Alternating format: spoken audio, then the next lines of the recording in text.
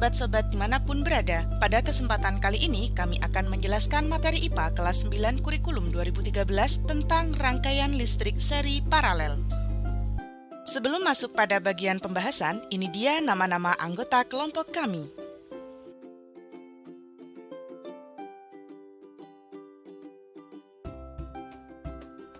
Adapun kompetensi dasar aspek pengetahuan pada materi ini yaitu 3.5 menerapkan konsep rangkaian listrik, energi dan daya listrik, sumber energi listrik dalam kehidupan sehari-hari termasuk sumber energi listrik alternatif serta berbagai upaya menghemat energi listrik. Kompetensi dasar aspek keterampilan yaitu 4.5 menyajikan hasil rancangan dan pengukuran berbagai rangkaian listrik. Ini dia tujuan pembelajaran kali ini. Yang pertama, membedakan rangkaian listrik terbuka dan tertutup. Yang kedua, membedakan karakteristik rangkaian listrik seri dan paralel. Yang ketiga, menghubungkan hukum 1 Kirchhoff dengan hukum Ohm pada rangkaian listrik seri dan paralel. Dan yang keempat, menyajikan hasil penyelidikan tentang rangkaian listrik seri dan paralel. Sobat-sobat, materi ini bukanlah sesuatu yang asing bagi kita. Kenapa? Karena rangkaian listrik itu sangat erat hubungannya dengan kehidupan kita sehari-hari. Misalnya, lampu yang biasa kita gunakan sebagai penerang, dia bisa menyala disebabkan karena dia mendapatkan arus dari rangkaian listrik. Lalu apa sih rangkaian listrik itu? Rangkaian listrik adalah hubungan antara komponen-komponen listrik yang dialiri oleh arus listrik dalam kondisi rangkaian tertutup. Rangkaian listrik tertutup adalah suatu rangkaian yang sudah dihubungkan dengan sumber tegangan. Lalu, kalau ada rangkaian listrik tertutup, tentu ada yang namanya rangkaian listrik terbuka. Jadi, rangkaian listrik terbuka itu sendiri adalah suatu rangkaian yang belum dihubungkan dengan sumber tegangan. Selanjutnya, arus listrik yang mengalir di dalam rangkaian listrik itu ternyata bisa terhambat loh, sobat-sobat. Siapa sih yang menghambat arus listrik tersebut? Ya, benar. Dia adalah resistor atau hambatan. Yang mana resistor atau hambatan ini terdapat pada penghantar atau komponen-komponen listrik. Sobat-sobat bisa melihat di bagian bawah bahwasanya resistor atau hambatan itu disimbolkan dengan huruf R besar. Dia memiliki satuan ohm. Dan di sebelah kiri ini, sobat-sobat bisa melihat gambar-gambar yang biasanya digunakan sebagai simbol dari resistor di dalam suatu rangkaian listrik. Nah, ada nih beberapa hukum yang mendasari perhitungan variabel-variabel pada rangkaian listrik. Di antaranya yang pertama adalah hukum Ohm. Sobat-sobat, tahukah kalian kenapa disebut sebagai hukum Ohm? Ya, karena penemunya bernama George Simon Ohm. Beliau adalah seorang fisikawan Jerman yang banyak mengemukakan teori di bidang elektrisitas. Karyanya yang paling terkenal adalah teori mengenai hubungan antara aliran listrik, tegangan, dan tahanan konduktor di dalam sirkuit yang umum disebut sebagai hukum Ohm. Di dalam hukum Ohm ini, George Simon Ohm mengemukakan bahwa besar arus listrik yang mengalir melalui sebuah penghantar akan berbanding lurus dengan beda potensial atau tegangan yang diterapkan kepadanya dan berbanding terbalik dengan hambatannya. Mari kita perhatikan sebuah gambar rangkaian listrik tertutup sederhana berikut. Pada gambar tersebut terdapat sebuah resistor atau penghambat yang disimbolkan dengan huruf R yang dihubungkan dengan sumber tegangan atau V yang memiliki kutub positif dan negatif. Kutub positif digambarkan dengan garis yang lebih panjang sedangkan kutub negatif digambarkan dengan garis yang lebih pendek.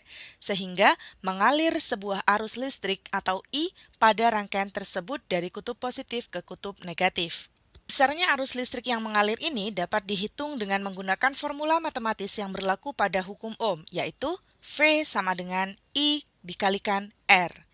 Karena yang dicari adalah nilai kuat arus listrik atau I, maka kita menggunakan formula I sama dengan V per R. Persamaan ini sangat sesuai dengan bunyi dari hukum Ohm itu sendiri, yaitu besarnya I atau arus listrik berbanding lurus dengan besarnya tegangan atau V dan berbanding terbalik dengan besarnya R atau hambatan. Sobat-sobat, di bagian paling bawah ini kami sajikan suatu metode sederhana yang dapat membantu untuk memudahkan perhitungan variabel-variabel pada rangkaian listrik dengan menggunakan hukum Ohm. Yang mana pada segitiga paling bawah itu kita letakkan V atau tegangan itu berada di puncak atau di atas. Kemudian I dan R berada di bawah. Apakah R boleh dipindah ke kiri dan I dipindah ke kanan boleh, tentu saja boleh. Yang pasti I sama R itu berada di bawah. Jika yang kita cari nilainya itu adalah V atau tegangan, maka nilai V ini kita tutup sehingga tersisalah hanya I dan R. Maka untuk mencari V bisa kita tuliskan menggunakan I dikali R.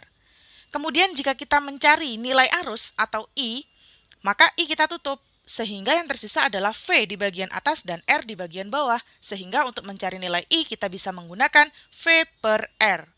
Dan yang terakhir, ketika kita mencari nilai R atau resistor atau hambatan, maka kita tutup huruf R sehingga yang tersisa adalah V di bagian atas dan I di bagian bawah. Sehingga untuk mencari nilai hambatan kita bisa menggunakan persamaan V per I. Semoga bisa memudahkan kalian ya sobat-sobat.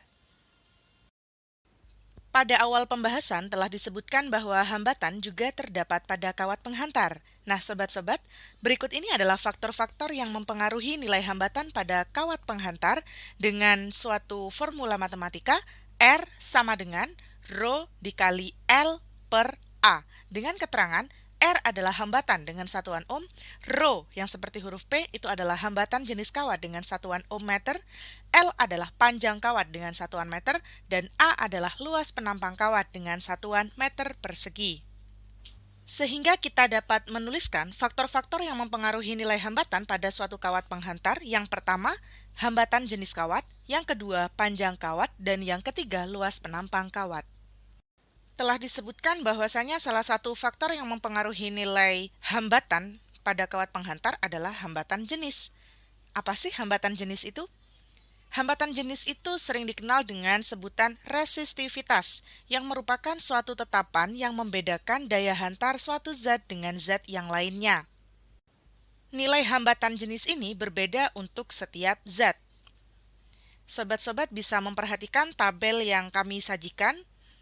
Berikut adalah paparan tabel nilai hambatan jenis dari beberapa jenis material yang berbeda-beda. Berdasarkan nilai hambatan jenis inilah kita dapat mengelompokkan benda berdasarkan kemampuannya dalam menghantarkan arus listrik. Penghantar yang baik kita sebut sebagai konduktor, sedangkan yang tidak baik kita sebut sebagai isolator. Benda yang dapat berfungsi sebagai konduktor atau isolator berdasarkan keadaan benda itu kita sebut sebagai benda semikonduktor. Selanjutnya, variasi rangkaian listrik akan menghasilkan nilai yang bervariasi pula bagi arus dan tegangan listrik. Adapun ilmuwan yang meneliti nilai arus dalam rangkaian listrik adalah Gustav Robert Kirchhoff. Penelitian yang beliau lakukan menghasilkan hukum 1 dan 2 Kirchhoff. Namun pada kesempatan kali ini kita akan belajar mengenai hukum 1 Kirchhoff yang menjelaskan bahwa kuat arus listrik yang masuk pada titik percabangan sama dengan kuat arus listrik yang keluar dari titik percabangan tersebut. Sekarang kita perhatikan gambar yang ada di situ. Nah, ini adalah percabangan arus listrik dalam suatu rangkaian. Dari kiri kita tuliskan sebagai I adalah arus listrik yang masuk pada suatu percabangan. Kemudian I ini bercabang menjadi 3. Yang melalui jalur atas adalah I1, yang melalui jalur tengah adalah I2, dan yang melalui jalur yang bawah adalah I3. Kemudian I1, I2, dan I3 ini bertemu pada satu titik percabangan kita tuliskan sebagai I aksen. Sebagaimana yang telah dijelaskan di dalam hukum 1 Kirchhoff bahwasanya jumlah arus listrik yang masuk itu sama dengan jumlah arus listrik yang keluar. Sehingga kita bisa menuliskan arus listrik yang masuk itu adalah I. Kita tuliskan I sama dengan jumlah arus yang keluar. Yang keluar ada 3 percabangan. Berarti ada I1 ditambah I2 ditambah I3. Kemudian boleh kita tuliskan sama dengan nilainya dengan I aksen. Bisa dipahami ya sobat-sobat semua? Setelah kita mengenal hubungan antara hambatan, tegangan, arus listrik, serta konsep pembagian arus yang ada pada hukum Kirchhoff, sekarang kita akan mempelajari metode merangkai hambatan dalam suatu rangkaian. Yang pertama tentang rangkaian hambatan yang disusun secara seri. Seperti yang terlihat pada gambar, bahwa ciri-ciri dari rangkaian seri adalah komponennya disusun secara berderetan dan hanya melalui satu jalur aliran listrik. Adapun sifat-sifat rangkaian hambatan yang disusun secara seri, yang pertama, nilai arus pada tiap-tiap hambatan adalah sama, sehingga dapat dituliskan secara umum I sama dengan I1 sama dengan I2 sama dengan I3. Artinya, nilai arus yang melalui hambatan R1, R2, dan R3 nilainya adalah sama.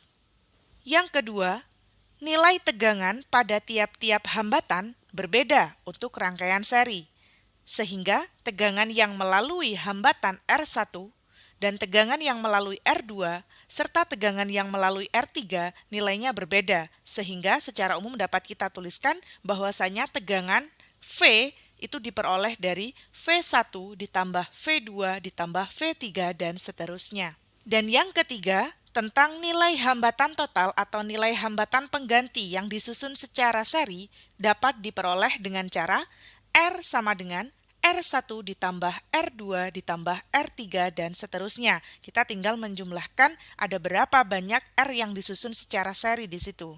Susunan seri hambatan berfungsi sebagai pembagi tegangan, sehingga pada rangkaian hambatan seri ini berlaku formulasi V1 dibagi V2 dibagi V3 dan seterusnya sama dengan R1 dibagi R2 dibagi R3 dan seterusnya. Selanjutnya tentang rangkaian hambatan yang disusun secara paralel. Dapat sobat-sobat perhatikan gambar yang tertera di situ?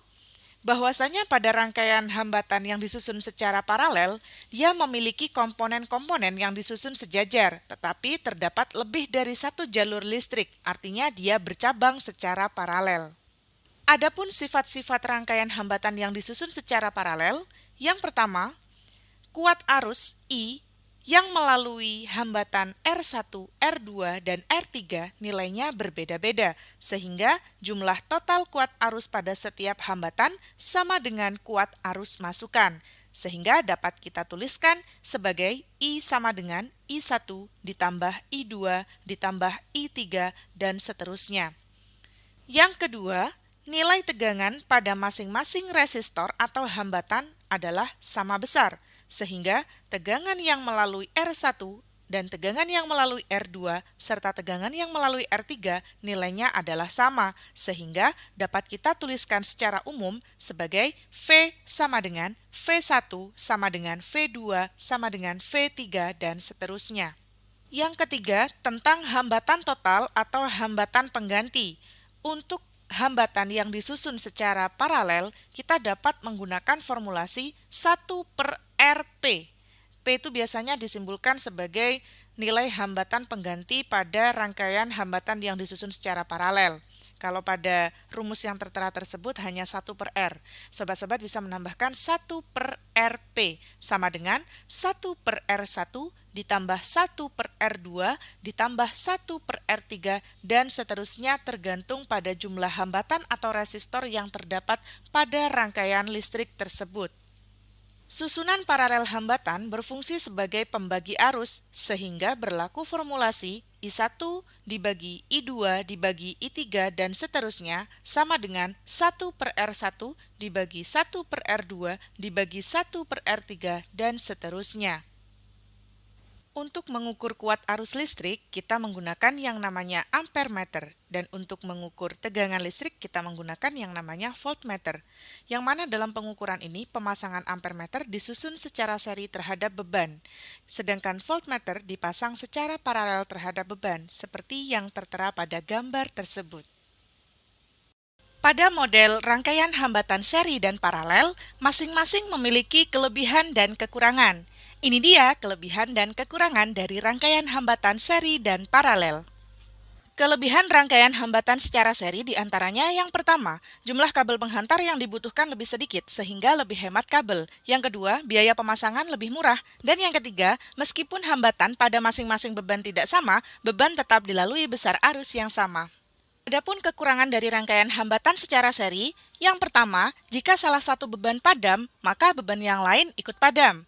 Yang kedua, lampu yang dirangkai secara seri tidak bisa menyala sama terang. Hal ini dikarenakan tegangan yang ada di setiap lampu berbeda-beda, bergantung pada besarnya hambatan. Selanjutnya tentang kelebihan rangkaian hambatan secara paralel. Yang pertama, seluruh lampu yang dirangkai paralel akan menyala sama terang. Yang kedua, jika salah satu lampu itu padam, maka lampu yang lain belum tentu padam. Yang terakhir, tentang kekurangan rangkaian hambatan secara paralel. Yang pertama, kabel yang dibutuhkan lebih banyak sehingga biaya yang dibutuhkan pun lebih besar. Yang kedua, besarnya arus yang mengalir pada setiap beban tidak sama, bergantung pada besarnya hambatan pada beban. Selanjutnya tentang pembuatan alat peraga rangkaian listrik seri dan paralel. Alat peraga ini kami buat untuk memudahkan peserta didik dalam memahami konsep rangkaian listrik, baik itu rangkaian terbuka dan tertutup, rangkaian seri dan paralel, dan juga hubungan antara hukum 1 Kirchhoff dengan hukum Ohm. Selain menggunakan alat peraga rangkaian listrik seri paralel secara langsung, sobat-sobat juga bisa menggunakan laboratorium maya. Jadi, kita bisa melakukan praktik rangkaian listrik secara virtual yang dapat diakses melalui pet.colorado.edu seperti yang sudah tertera di situ ya. Dalam pembuatan alat peraga rangkaian listrik seri dan paralel, ini dia alat dan bahan yang diperlukan. Adapun prosedur pembuatan alat peraga ini, yang pertama, menyiapkan alat dan bahan yang dibutuhkan. Yang kedua, menggambar pola rangkaian listrik seri paralel pada gipsum. Yang ketiga, melubangi gipsum sesuai dengan pola rangkaian yang telah dibuat. Yang keempat, menancapkan peralatan listrik pada gipsum yang telah dilubangi sesuai pola rangkaian. Yang kelima, menggunting kabel untuk dipasang pada rangkaian listrik seri paralel. Yang keenam, menyolder kabel pada rangkaian agar arus dapat terhubung. Yang ketujuh, mencoba rangkaian dengan menghubungkan rangkaian listrik dengan baterai. Yang kedelapan, memotong pipa dan memasangnya pada bagian belakang papan rangkaian sebagai penyangga. Yang terakhir, alat peraga siap digunakan untuk memudahkan peserta didik dalam memahami konsep rangkaian listrik seri paralel. Inilah gambar pola rangkaian listrik seri paralel yang kami buat. Alat ini dapat digunakan untuk membuktikan konsep listrik dinamis pada rangkaian listrik seri paralel. Bagaimana sih cara kerjanya? Mari kita ikuti petunjuk yang sudah kami tuliskan di sini.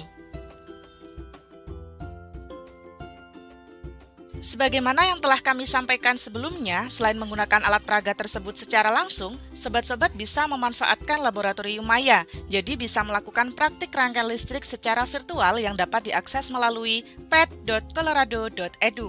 Nanti tampilan pertama seperti gambar di situ ya. Nah, setelah itu, sobat-sobat bisa mencoba untuk membuat rangkaian listrik baik itu seri, paralel, ataupun gabungan seri paralel. Di situ sudah disediakan kabel, baterai, bola lampu, resistor, dan juga saklar. Kemudian di sebelah kanan di situ sudah ada voltmeter, ada ampermeter. Jadi digunakan untuk mengukur berapa besarnya tegangan dan arus listrik pada rangkaian tersebut. Nah, jadi di sini sudah disediakan semua, tinggal kita mencobanya satu persatu. Selamat mencoba ya sobat-sobat. Mari kita simak praktik penggunaan alat peraga rangkaian listrik seri paralel berikut. Assalamualaikum warahmatullahi wabarakatuh. Baik teman-teman, kali ini kelompok 4 akan menyampaikan tentang rangkaian listrik paralel dan rangkaian listrik seri.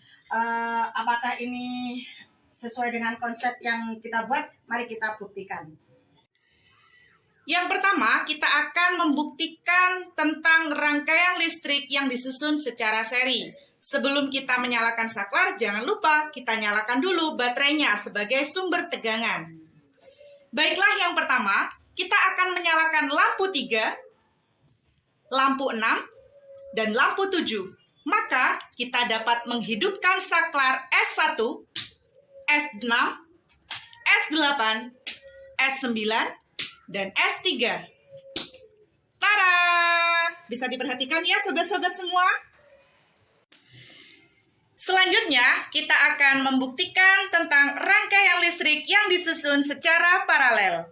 Nah, saat ini kita akan menyalakan lampu 1, L1, L2, dan L3. Maka, kita dapat menghidupkan saklar S1, S4, S5, S6, dan S2. Tada! Wah, kenapa ini ya? Kok mati? Kira-kira kenapa ya? Nah, baterainya belum di-on-kan. Nah, jangan lupa ya sobat-sobat ya, sebelum kita menyalakan saklar, maka kita menghidupkan baterai terlebih dahulu sebagai sumber tegangan. Nah, saat ini kita akan membuktikan rangkaian listrik yang disusun secara seri dan paralel, atau gabungan. Nah, saat ini kita akan menyalakan lampu L3, L4, dan L5. Maka kita akan menghidupkan saklar S1, S6, S7, S2, dan S3. Tara! Wah, kenapa ya kira-kira kok masih padam? Ya, benar sekali. Karena baterai atau sumber tegangan belum kita nyalakan. Nah, saat ini sobat-sobat bisa melihat ya seperti apa nyala lampunya? Baiklah, sekarang kita akan melakukan pengukuran terhadap tegangan listrik yang mengalir pada salah satu lampu yang ada pada rangkaian ini. Kita ambil contoh saja L3.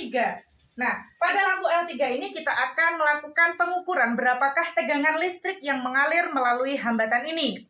Kita menggunakan yang namanya multimeter. Kenapa dikatakan multimeter? Karena dia bisa mengukur berbagai besaran-besaran yang ada di dalam rangkaian listrik. Pada multimeter ini, kita setting dulu di sini batas ukurnya pada voltmeter. Karena kita akan mengukur tegangan dengan satuan volt. Maka yang kita gunakan di sini multimeternya kita fungsikan sebagai voltmeter. Mari kita ukur. Kalau mau mengukur tegangan, maka kita letakkan multimeter ini secara paralel dengan beban. Nah, posisinya di sini secara paralel. Kita bisa lihat berapakah skala yang ditunjukkan?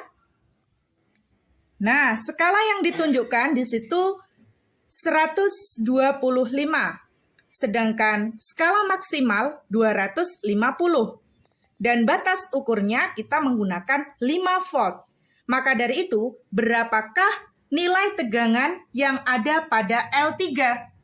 Jadi kita hitung skala yang ditunjuk dibagi skala maksimal dikali dengan batas ukur. Jadi 125 dibagi 250 dikali dengan 5, maka hasilnya 2,5 volt. Apakah itu sesuai? Ya, tentu sesuai. Karena pada bohlam ini sudah tertera bahwa ukurannya V sama dengan 2,5 volt dan I-nya arusnya adalah 3 ampere.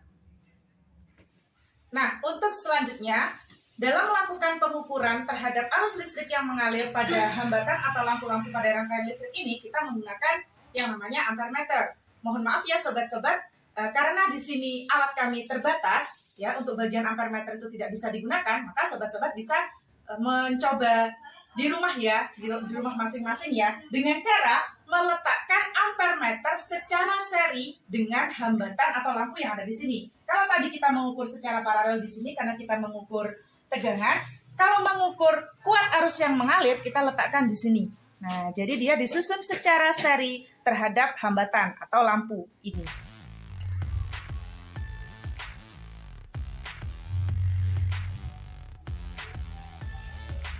Demikian tadi rangkaian listrik paralel dan rangkaian listrik seri yang telah kita praktekkan. Dan ini alat peraga ini bisa teman-teman terapkan di SD kelas 6 juga SMP kelas 9. Alat peraga ini bisa dibuat sendiri oleh anak-anak dengan sangat sederhana dari tuntunan dari teman-teman. Demikian kita sampaikan. Terima kasih. Wassalamualaikum warahmatullahi wabarakatuh. Demikianlah paparan dari kelompok kami tentang rangkaian listrik seri paralel. Semoga paparan tersebut dapat memudahkan sobat-sobat semua dalam memahami konsep yang ada di dalam rangkaian listrik seri paralel. Semoga bermanfaat. See you next time. Wassalamualaikum warahmatullahi wabarakatuh.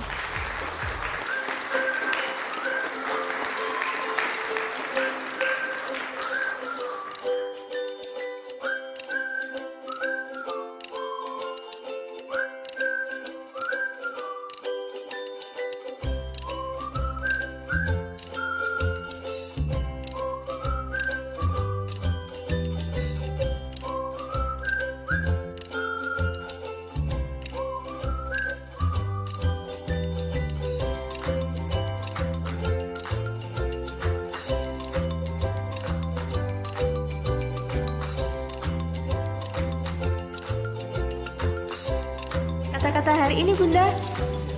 Esok sego jagung, awan sego jagung, sore sego jagung. Ya makku itu bagus. Terus aku mau coba aku kayak dulu. Parani Sudah siap.